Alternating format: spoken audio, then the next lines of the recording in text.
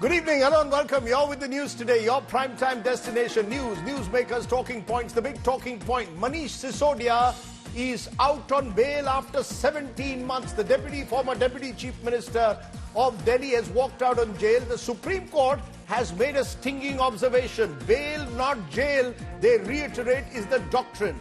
Among my guests tonight will be Abhishek Manu Singhvi, who argued that case. We'll be looking at that. We'll be looking at our Olympic champions and plenty more. We've got a packed news today for you tonight. First, the 9 headlines at 9.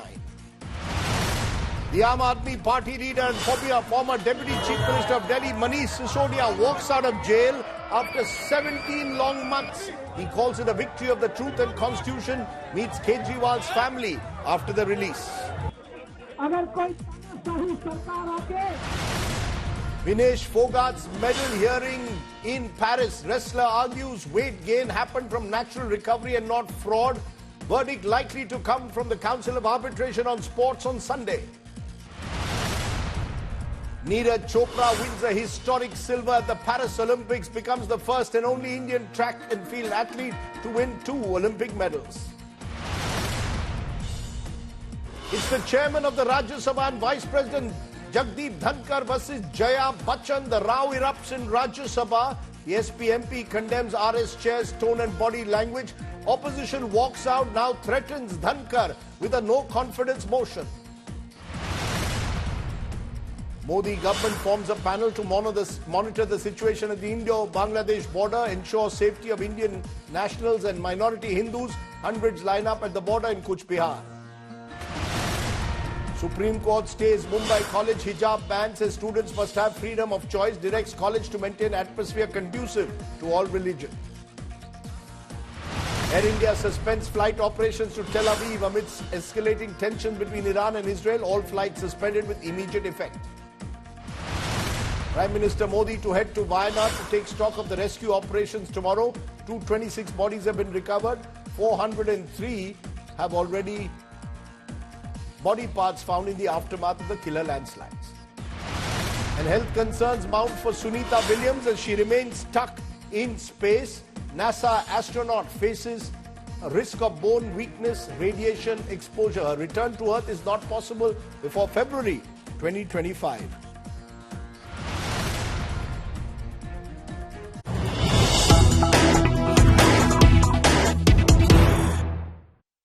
Okay, but the big story that we are breaking at the moment, the Aam Aadmi Party leader and Deputy Chief Minister of Delhi, Manish Sisodia, walked out of Tihar jail a short while ago.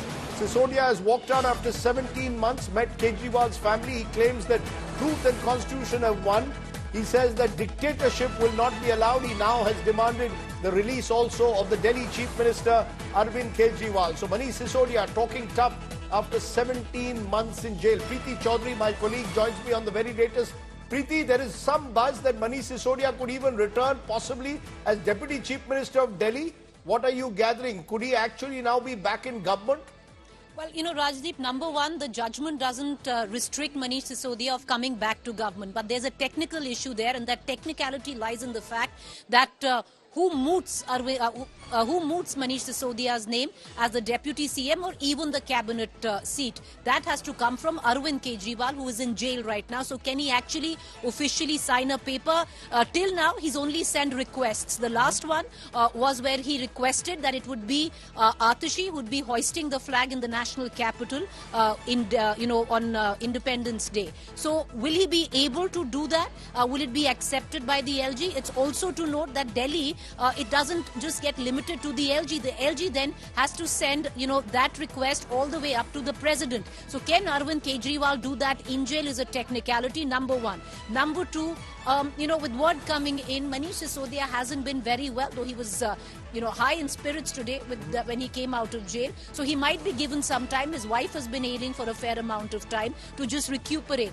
But it is a huge shot in the arm for the Aam Aadmi Party, especially because now you have what you've touted as the face of governance. Mind you, he's the most trusted lieutenant of Arvind Kejriwal. Right. Arvind Kejriwal in jail would be heaving a huge sigh of relief, because if it comes down to organization, if it comes down to governance, to have his closest aide back, who's, seemingly as a calming leader, right, not in too many crosshairs, Everybody respects him, everybody speaks to him and looks up to him, especially the cadre in Delhi. And we're 6 months away from Delhi elections. Okay.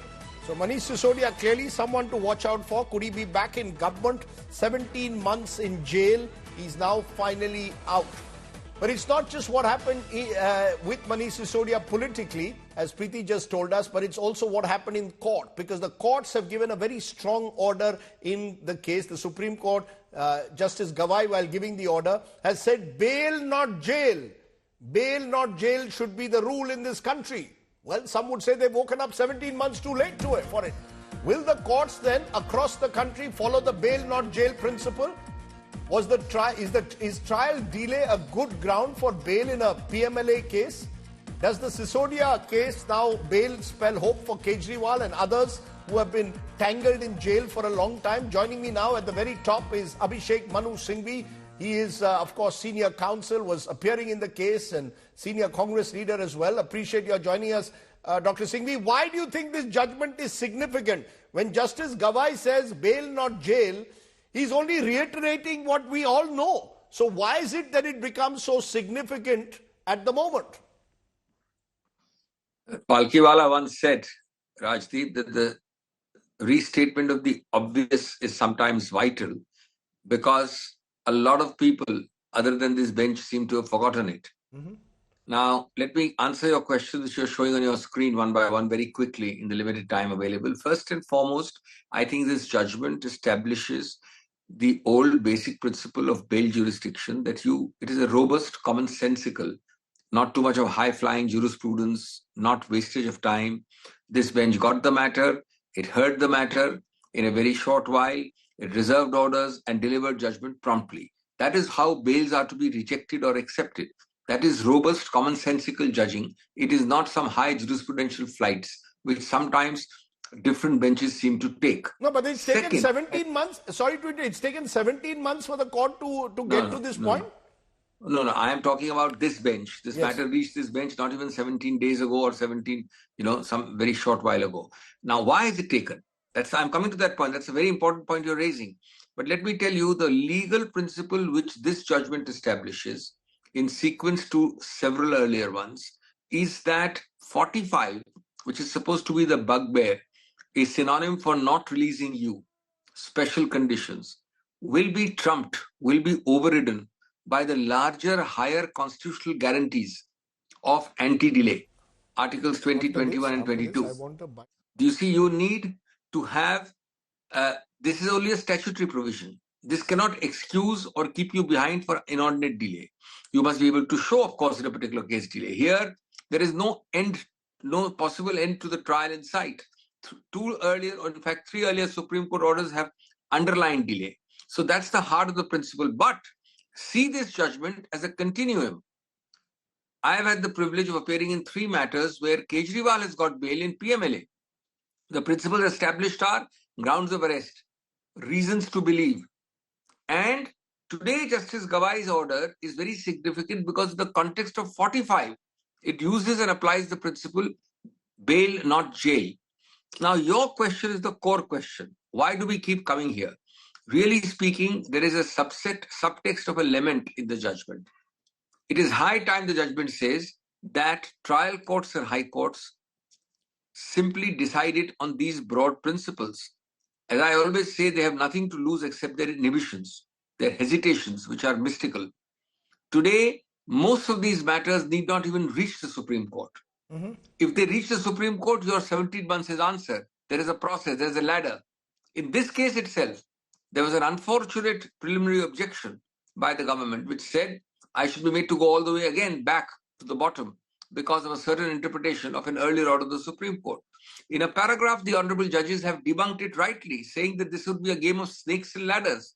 So your 17 months are very often spent in this futility of exercises, not keeping in mind the larger paramount paradigm of liberty of the individual. Yes, but you welcome this judgment. Yes, but Dr. Singhvi, the fact is, we are here dealing with the former Deputy Chief Minister of Delhi. What about, there are thousands of under trials in this country who again go through this process of snakes and ladders. I go to a lower court, I'm told lower court won't give me bail, I have to wait till the Supreme Court. So Rajdeep, at least Manish Sisodia gets, because of being a deputy chief minister, perhaps gets a benefit that otherwise many others would not, particularly under PMLA. No, I'll tell you, in PMLA especially, if you are a supposed VIP, if you are a political figure, the courts are more hesitant. It's the other way around. If you have the anonymity of not being in public life, you are more likely to get bail. That is really the problem. The courts become conscious. The courts become hesitant.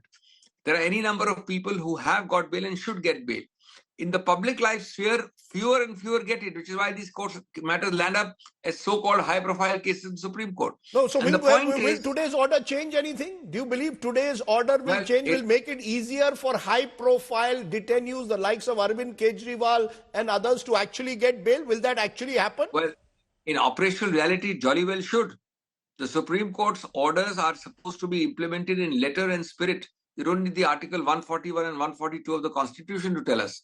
They have to be. Now, this is the third, fourth time. Remember, there are 3 Kejriwal orders. There is a Sanjay Singh order. There is a Praveer Purokasta order. There are 2 recent judgments on delay in more serious UAPA offences. The point is that this message is driven home. I believe different benches of the Supreme Court have to be more consistent in repeating this message. If the consistency of different benches in the Supreme Court is there, then there is no question that every trial court and every high court in the country must follow this. But I will ask you this in conclusion, because the trial courts and the high courts across the country are not following it. They seem, as the court itself says, to be too cautious, too unwilling to take a risk in granting bail, which is crazy at the moment. That is very unfortunate. And the court repeatedly, in this case especially, has rightly underlined it. Absolutely correctly. Now, the Supreme Court, our court system has a limitation that they deal with the case before them. The Supreme Court, or the Chief Justice of the Supreme Court, Justice Gavai, can't get up and go to each high court and say, look, decide this way. They deal with the case before them.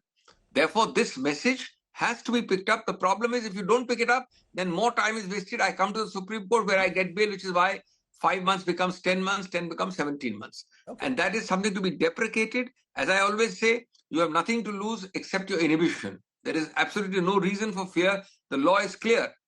In your view, therefore, is Arvind Kejriwal likely to get bail within a month now? Now, I have been very free in talking about the Sisodia case because it's over. I'm not going to be that free in talking about a sub judice case, but I can tell you one very striking, unprecedented, unusual thing about the Kejriwal case.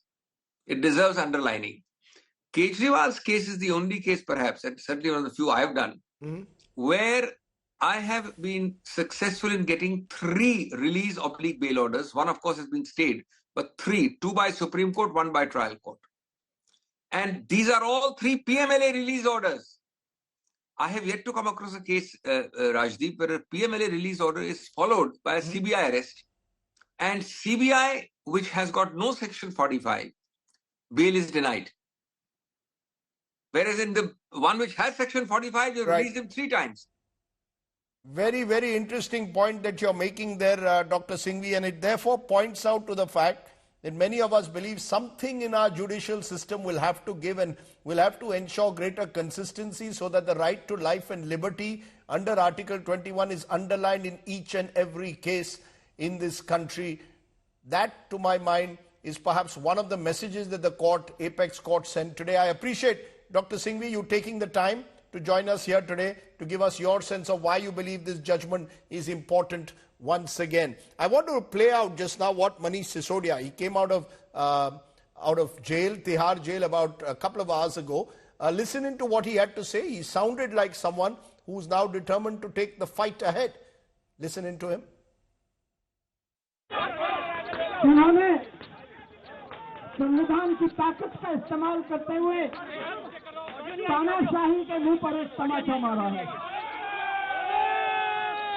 आज मेरा रोम रोम, जब से यह order आया है सुबह से, मेरा रोम रोम बाबा साहब के प्रति ऋणी हो रहा है। एक एक पल मैं समझ नहीं पा रहा हूं कि आज इतने दिनों बाद, इतने वर्षों बाद बाबा साहब के प्रति कर्ज को हम कैसे उतारेंगे। उस वक्त उन्होंने तय कर लिया था कि आने वाले समय में अगर कोई तानाशाही सरकार आके निर्दोष लोगों को जेल में डालेगी तो संविधान उसको बचाएगा। आज मैं बाहर आया हूं तो आपके प्यार की बदौलत, आपके प्यार के साथ साथ भगवान के आशीर्वाद की बदौलत, सच्चाई की ताकत की बदौलत, और सबसे बड़ी चीज जो बाबा साहब ने जो सपना देखा था कि कोई तानाशाही सरकार आएगी तो तानाशाही भरे कानून बना के जब नेताओं को, विपक्ष के लोगों को जेल में डालेगी तो इस देश का वो संविधान जो बाबा साहब ने बनाया था उसकी रक्षा करेगी।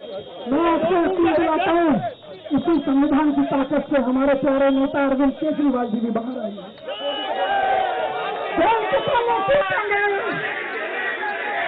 अरविंद केजरीवाल जी चलिए, जेल के ताले टूटेंगे, जेल के ताले टूटेंगे। ये संविधान की ताकत है कि हमारे प्रिय नेता, इस देश के लोकप्रिय नेता और इस देश के एक बच्चे के लिए शिक्षा पे काम करने वाले नेता अरविंद केजरीवाल जी जल्दी। Okay, remember, as I said, this judgment has political and legal implications at the moment. Joining me now is Abhimanyu Bhandari, Advocate Supreme Court, the country's leading expert on the prevention, one of the country's leading experts on the Prevention of Money Laundering Act. I'm joined by Biswajit Bhattacharya, former Additional Solicitor General, joins me. He's also tracked the PMLA laws very closely. And Ajay Alok, the BJP spokesperson, is also with us. I appreciate all of you joining us. I want to come to you, Abhimanyu Bhandari. You might have heard Abhishek Manu Singhvi saying, look, this case should become now, what the judge said today, should become a template in all PMLA cases. Bail, not jail. Do you believe that the laws of the PMLA, the statutes of the PMLA make that very difficult because the statute is effectively guilty till proven innocent? Absolutely, Rajdeep. And that is a fundamental problem with this entire act. This act imposes a maximum sentence of 7 years, but then goes on to say that a person who will go to court to ask for bail will have to satisfy the court that he's actually not convicted, he's not committed the offense. And this is a very high threshold that for any accused to satisfy a court, and therefore large number of cases, many accused are languishing in jail without any possibility of bail. And that's why this judgment, according to me, is a watershed in the jurisprudence of bail in PMLA cases and generally in economic offences cases. That is because the court says that regardless of what the statute says, regardless of the harsh conditions that such statutes impose, the fundamental principle is that court should be mindful of the fact that if the trial is going to take time, then one needs to consider that an accused has a fundamental right to speedy trial. And therefore, that is the overarching principle that every constitutional court or every trial court should keep in mind and see whether trial can be completed in a short time or not. And if you see that there are a large number of witnesses, number of documents that the court has to go through, then the court should not get constrained or shackled by the wordings of the statute and the conditions, the rigorous conditions, but should go ahead and grant bail because every accused has a fundamental right to a speedy trial. And this is a statement which is not repetitive. I agree with what Dr. Singhvi says, but please know that in the PMLA jurisprudence, we needed this judgment badly to assert that this is a criteria which the court has to consider and not just get bogged down by the twin conditions of the PMLA Act. The problem is that the courts, the trial courts and the high court are so bogged down by the wordings of the rigorous conditions that a lot of time is spent in understanding whether the accused has committed the offense or not at the bail stage. And the focus is not whether the trial can be completed in a short period of time. So I think this is a watershed in the jurisprudence of bail. Is it that the courts are bogged down, Biswajit Bhattacharya, by the nature of PMLA, or are they too scared? When it comes to high-profile cases, no judge of the trial court or the high court wants to be seen to be granting bail out of a sense of fear. The court, Supreme Court today almost alluded to that. But is that the problem, that there is a fear factor out there? Absolutely, Rajdeep. Today's judgment very categorically records that the judges of the subordinate court and high court, they played safe. And so today, in fact, it's a very solemn message that this judgment has given to the entire judiciary across the length and breadth of the country, cutting across subordinate judiciary and the high court, Now they better follow the judgment. Otherwise, a day will come under Article 141, 142, 144. The Supreme Court may have to strike and strike hard. No, You see, because you really believe that the courts will wake up today? Yes, courts have no option but to wake up. You see, because just last week, when one honorable judge of Punjab and Haryana High Court had crossed the limit, then a 5-judge constitution bench sat, and then it rose to the occasion by refraining from exercising its power. The court gave the message that power is not ability to strike, but ability to refrain from striking. So this judgment, for the first time on a historic day, today, 9th August, I think today is the Quit India movement date. So I think the refreshment, it's a very refreshing order to two of the, in fact, this is a very fine judgment given by the bench. And Article 21, the right to speedy trial, which we have been reading from the student days, that has been upheld. And for 17 months, the trial has not even commenced. What a shame. But the fact is, so who's going to, the fact is, of course, you make a strong point, and people will ask who will give Manish Sisodia, therefore, back his 17 months. The trial has also not commenced in the case. And Ajay Alok, therefore, the charge which is being made is that the PMLA has been weaponized. 90% of the politicians, 95% of the politicians who've been charged under PMLA are from the opposition. The conviction rate in those cases remain low. And most of the cases have not been brought to trial for months and years on end. The process has become the punishment, and the government, according to the opposition, has used it to target opposition leaders. Manish Sisodia being the latest case. Your response? First of all, if PMLA is so much draconian, and Supreme Court would have thought so, then why not Supreme Court took the whole PMLA Act into revision? They should have scrapped it. Don't twist that matter. He has just got a bail which is fundamental right of every citizen. And Supreme Court very clearly considers him as Mr. Sisodia as a considered criminal. They never went into the merit of the case. They said that keeping a person for 17 months without the trial process has begun is not a criteria, so bail should be given. That's its sacrosanct right. Yes, but that's the process is the punishment. Dr. Alok, that's precisely it. You keep someone in jail for 17 months without the trial commencing. That's where the process is the punishment in this country at the moment. And by Rajdeep, by you saying so, that the lower courts are scared, that means you are not following the authority of the lower trial courts and the high courts. They're all scared. I mean, this is not a kind of a statement to be made by a senior journalist like you. No, 1 minute. Have you heard? What I'm saying. No, That's 1 what minute. I'm saying. 1 That's minute. what I'm saying. 1 minute, Mr. Alok. I'm only telling you the hint given by Justice Gavai. Let me complete. Please go ahead. Please go ahead. Yes. First of all, Manish Sisodia has not been exonerated. He has just been given bail. There's an ample evidence. And today, Supreme Court never went into the merit of the case. Had Supreme Court been so convinced that he's real saint, why, like a considered criminal, he has been released onto all those kinds of... Why has the trial not commenced? Why has the trial not commenced? Why is the trial not commenced, sir? 17 months. Are we saying that now people will be kept in jail while the ED says we are continuing to investigate? Is that not, in a way, against my right to life and liberty? The trial has not commenced because on 3rd July, Mr. Sisodia's lawyers, they demanded for the papers, which they have all right to do so. It was supposed to be given by 3rd July, and that process of investigation cannot be completed in 6 to 8 months. It was very clearly stated in front of the Supreme Court. And there are more than 1,000 documents. There are more than 400 witnesses which needs to be present in front of the court. And the Supreme Court clearly said that it's not possible that in a limited frame of time you can examine all these evidences in the court. So it's going to take a long time. So let's give him a bail. Why are you making Sisodia a hero? Okay. Lalu Yadav also got bail in Forest Camp. Was he a hero? Later on he got convicted. Today also he's on bail on health grounds. Does he become hero? If in this country, if anybody gets bail on any offense, does he become hero? Okay. I mean, why so Lord worshipping about Sisodia? Okay, and why is the draconian law by the center? Lalu Yadav was convicted. When Lalu Yadav was convicted, was BJP in power? When Lalu Yadav was first charged with the CBI seat, was BJP in power?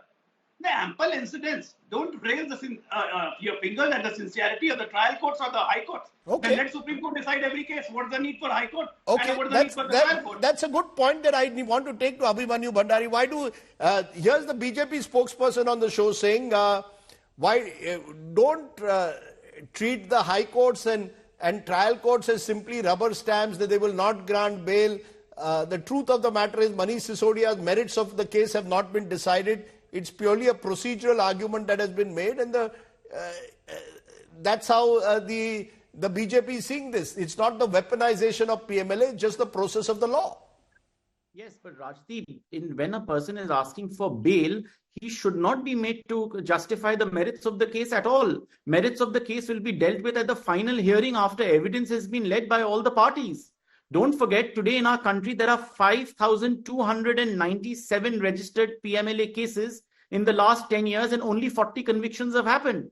Does this mean that every accused person should languish in jail and wait for his day to come till the trial is over? Certainly not. Bail is not a forum to decide the merits of the case. What is important in our country is that we now follow a pattern where bail becomes the rule. And these new conditions, you see what has happened, Rajdeep, that since we've recently in the last 10 years, we've seen that a number of these statute books have started coming out with conditions which are very similar to, stringent Terrorism Act conditions, that a court has to be satisfied that the person has not committed the offense and then only grant bail. And I think it is time our jurisprudence moves on and, frowns upon such conditions. Don't forget that Supreme Why does the Court trial, if you can explain to our viewers, Abhimanyu, why does the trial take so long? Why has it taken 17 months and the matter doesn't reach trial? The original arrests were made in September 2022. Well, very well. First, ED itself did not complete the investigation for so many months. ED itself has taken time and again to complete the investigation, and they filed 8 charge sheets. So therefore, they will take time to complete investigation. Until their investigation is not complete, trial can't begin. Second, look at this case. In this case itself, there are 439 witnesses. So each of those witnesses have to be examined, and therefore this is going to be a time-taking procedure. Also, there are 60,000 pages of documents which one has to go through. Our courts are anyways, there is a backlog of huge amounts of cases. So to finish a criminal trial of this magnitude in a speedy manner is a challenge. Right. Plus, investigating agencies do take time to complete investigation. Ask ED how much time they took in this case to complete investigation. So it's not like that the accused doesn't want the case to proceed. But Rajdeep, forget all this. I'm on a very basic principle of law. Why should we keep a person behind bar if he's facing a trial and we feel that the person is not going to run away from the course of justice? The question we need to ask is Manish Sisodia going to run away from the country and not face trial? Certainly not. Okay. He's a man with good in the society. People like them should be granted bail. Of course, earlier the trial court judgment, so the ED said before the trial court the possibility of his interfering with documents. But yes, Ajay Alok, you're raising your finger. Please go ahead. First of all, I'd like to remind him that the Delhi High Court very categorically said that since this person, Manish Sisodia, is handling 18 departments and virtually hand in gloves with, it seems that he's hand in gloves with all the mafias. So it's not wise and prudent to give him bail. That's why Delhi High Court rejected his bail. That was the wordings of Delhi High Court. Now, second thing, we are not discussing about judicial reforms or judicial experience and how we should reform it. Bail cannot be the rule. If that is going to be the rule, what about the terrorism charges? What about Umar Khalid? What about the sedition charges?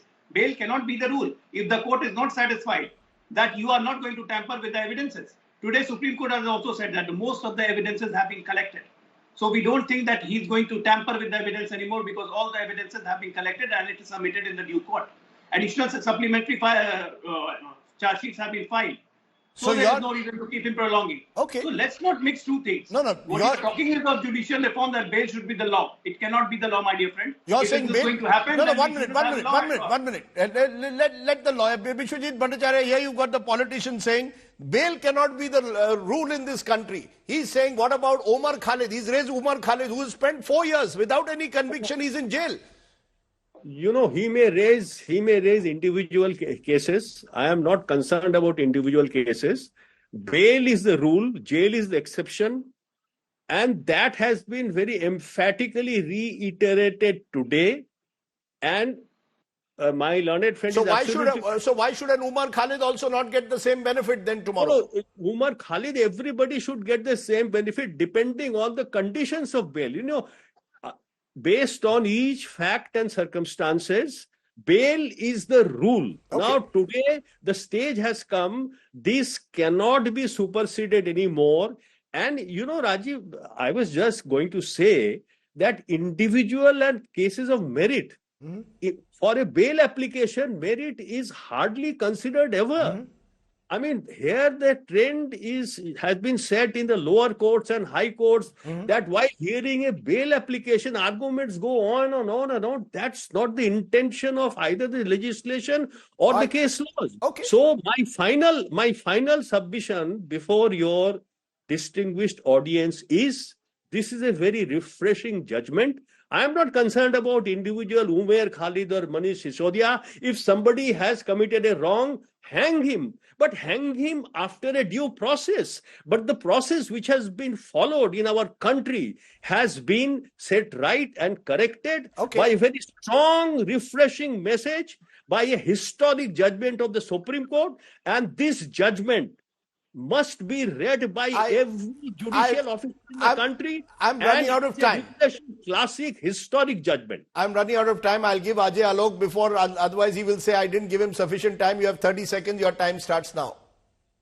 I'll just put one thing in front, that every case, it's not a matter of individual case, but in general, bail cannot be a law and jail should be an exception. If that is the case, in this country, we have seen Kasab, who was arrested in 2009. No, but now are we going to compare, Ajay Alok, we are comparing Kasab now with Sisodia. We are going to compare Kasab with Sisodia. He should have also got the bail, if that is the logic. No, that's not the logic. Got the bail. Why he was not put on bail? No, you cannot compare Mr. Dr. Ajay Alok. You cannot justify that you have a right to get bail in every case. Even the trial has not started. This is not an argument at all. Okay. I'm going to leave it there. I've heard all three sides and it's good and reassuring to hear three different perspectives. Thank you all very much for joining us. Abhimanyu Bhandari, Vishwajit Bhattacharya, Ajay Alok. Bail not jail. Or is it jail not bail? You decide. The courts certainly have sent out a strong message. Another strong message today came on the last day of the budget session of Parliament in the Rajya Sabha. There was high drama with the opposition alleging they were not being given a chance to speak, and more importantly, accusing the Vice President and Rajya Sabha Chairman of not just being biased, but of being insulting to one of the senior most Rajya Sabha MPs, Jaya Bachchan.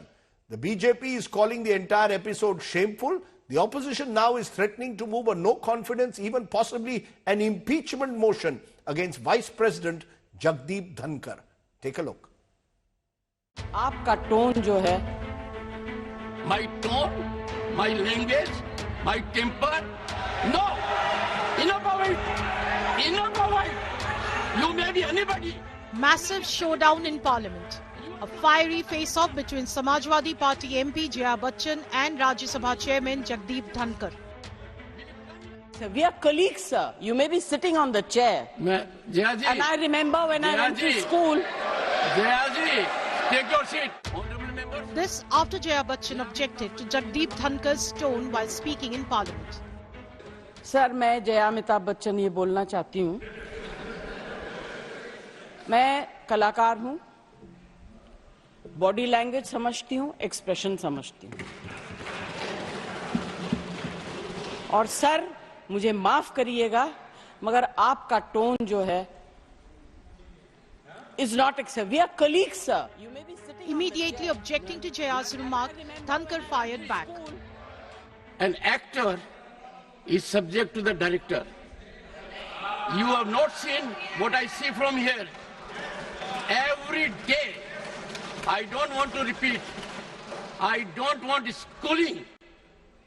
I am a person who has gone out of the way. And you say, my tone? Soon after the sparring, the opposition staged a walkout. Opposition parties are planning an impeachment motion under Article 67 against the chairperson in Rajya Sabha. They have started a signature campaign. LOP बोलना चाहते थे पर उनको मना किया गया और बार-बार उन्होंने कोशिश की कि बोलने की कि जो सांसद जिस शब्दों का इस्तेमाल किया है, एक वरिष्ठ नेता 50 साल का उनका तजुर्बा है, अनुभव है, उनके बारे में कुछ बातें कहीं जो बहुत आपत्तिजनक थी, पर खड़गे जी को बोलने नहीं दिया। इसलिए आज सारे विपक्ष पार्टियों ने वॉकआउट किया है प्रश्नकाल का।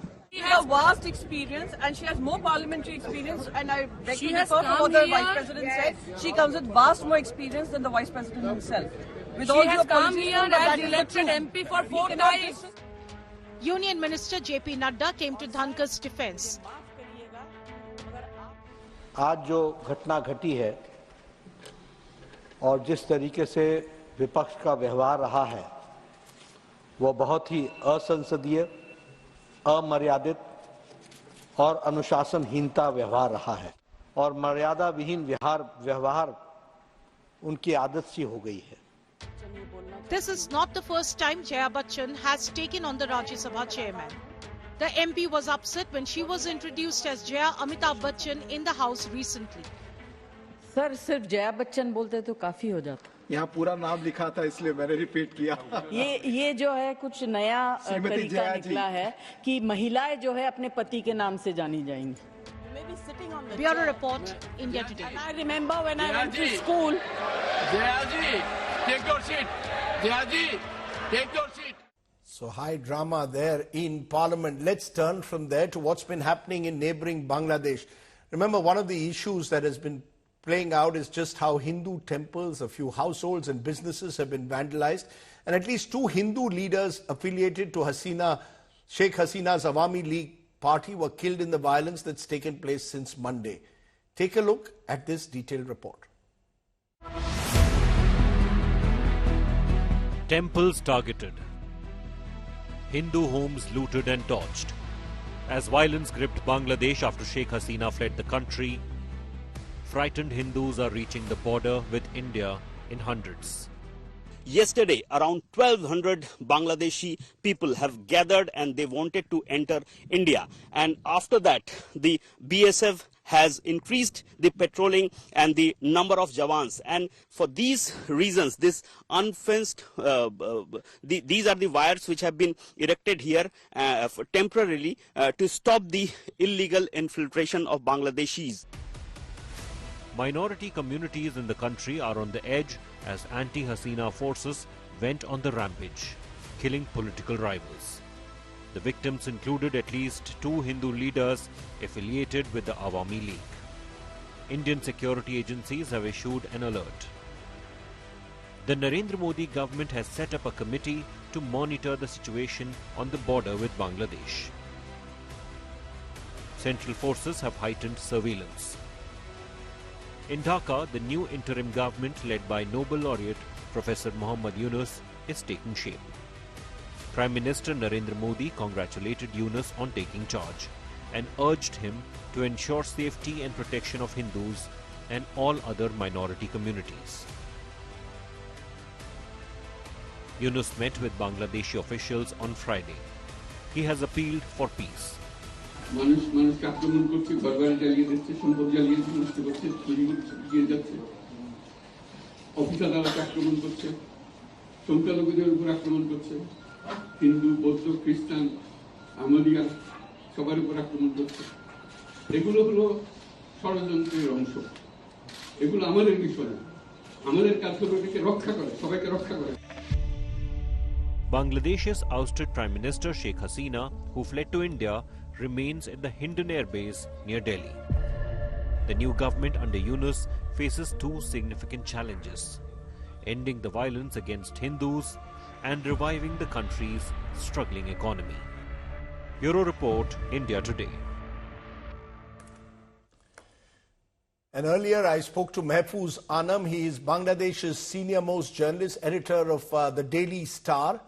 And I began by asking him that in India, sir, there are concerns about targeted attacks on Hindu shrines, worries that the minority community, minority Hindus are being targeted in some parts. Can you allay those fears? Do you believe that there is no question of any group being allowed to target Hindus under the pretext of what's been happening on the street to settle scores? Okay, let me share that the concern has been with us also. I, as an editor, we have written very strongly about it. We have tried to, reach out to others. The NGOs have reached out, and so yes, there were some instances which shouldn't have happened. We are very concerned about it, but it is definitely on the wane. And here, if I may, we have been following some of the social media, which is in India. I think it is. I will not say it is being very, very exaggerated, but I think the focus is being on some instances of killing, some instances of looting Hindu homes, but it is also true that Awami League leaders who have really held a sway, supreme sway in their local areas, they have also been targeted. But all of this is very unfortunate. I would like to say that it is really not under control fully, but it is on the wane. And I would like to, through you, assure the people of India, the journalists of India, that things are coming under control. We are also very conscious that minorities should not be target, and I think we are getting a grip on the situation. You're saying the country is getting a grip on the situation, but who's really in charge? Is it the army which is in charge in a way? Is it the interim government headed by Mr. Yunus? Or will it be eventually the BNP, the opposition party? And where does all this leave the the formerly ruling Awami League? Is Bangladesh still in an element of political confusion and, dare I say, a political vacuum, Mr. Anam? No, please understand the situation. At the moment, if the law and order and the power of giving security to life and property is in the hands of the army, there has been some, if you like, chaotic situation among the police, who the students and the public really felt outraged about because of their firing. So there are these if you like, what should I say, unsteady areas. But the institution which is really now in the grip of at least security is the army. But what happens then, as I said, to the Awami League? What happens to the targeted attacks we are seeing on Awami League politicians? Is that worrying, or is Awami League no longer a factor in this new Bangladesh that's emerging? Of course, it will be a factor. It is a very old party. It has a very high tradition. But as it happens, there is a, if you like, a backlash on Awami League. They have been in power for the last 15 years. And as it happens in our part of the world, that when you are in power for a long time, you forget that you are answerable. What Awami League actually did, much to their great mistake, is the manipulation of the elections. 2014, 2018, and 2020, early 2024. These elections have been totally manipulated, which we in the newspaper wrote endless editorials, articles. But since they were able to manage the situation, they thought that that's the way to go. One election after another, they managed 3. But the internal resentment within the public, I mean, imagine yourself as a voter, you have not been able to vote in 3 consecutive elections. This Awami League totally underestimated. And also, I must say that Awami League is a party that has a 75-year tradition. It has been involved with most of our democratic movements. It was the leading party in 1971, our liberation movement. How that party would detach themselves from the people and so severely, so completely, is a very interesting question for political scientists to perhaps do research on. I want to ask you in conclusion something that we've been hearing in this country as well, Mr. Anam, that is this really a popular revolt, or has it been fomented from the outside? There has been talk of, dare I say, at times a US hand, a Chinese hand, even an ISI hand. Are you telling me all that has happened in the last fortnight has been purely internal, spontaneous and organic? It has been purely internal, organic, spontaneous, and it would not have come to this if the Awami League government had been a little more mature, little more circumspect, a little more, not much, a little more tolerant. I mean, just to give you one figure, within a matter of just about a week, more than 200 citizens, out of which 50 students, were shot on the streets of Dhaka. Now imagine a history of the whole subcontinent. Did you ever hear of 200 people being killed through police firing within a matter of 7 days? I really cannot still comprehend what got into the government's mind, what got into Sheikh Hasina's mind. We had our language movement in which only 4 people were killed in 1952. We had a anti-Ayub movement in 1969 when only 1 student was killed in the street of Dhaka. I mean, there were other killings on and off, but never. So then this number strike a chord, and it happened day after day for 7 days. So you have a killing on day 1, stop it on day 2. You have a killing on day 2, stop it on day 3. So I tell you, I'm a very old journalist. I'm running this paper for 33 years, and believe me, I could never comprehend on this absolute mindless violence with which the demonstrations had been handled. And I feel that if it was handled in a matured way, we may not have had such a dramatic and drastic consequences. But my last point about whether there is a Chinese or this and that, here I'd like to appeal to my Indian journalist friends that we are a country of 70 million people. We have a middle class of 30 million.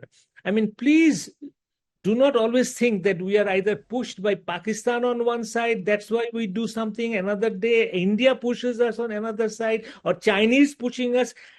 Do give us the dignity of a people, citizens of a sovereign country. It has now been 53 years we have been independent. We have learned something. And we are not always lackeys of this country or that country. We love Bangladesh and we will build it.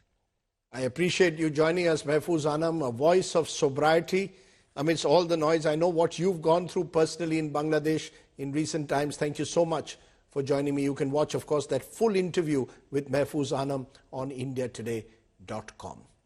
This Olympic Games, India hasn't thrown up too many heroes.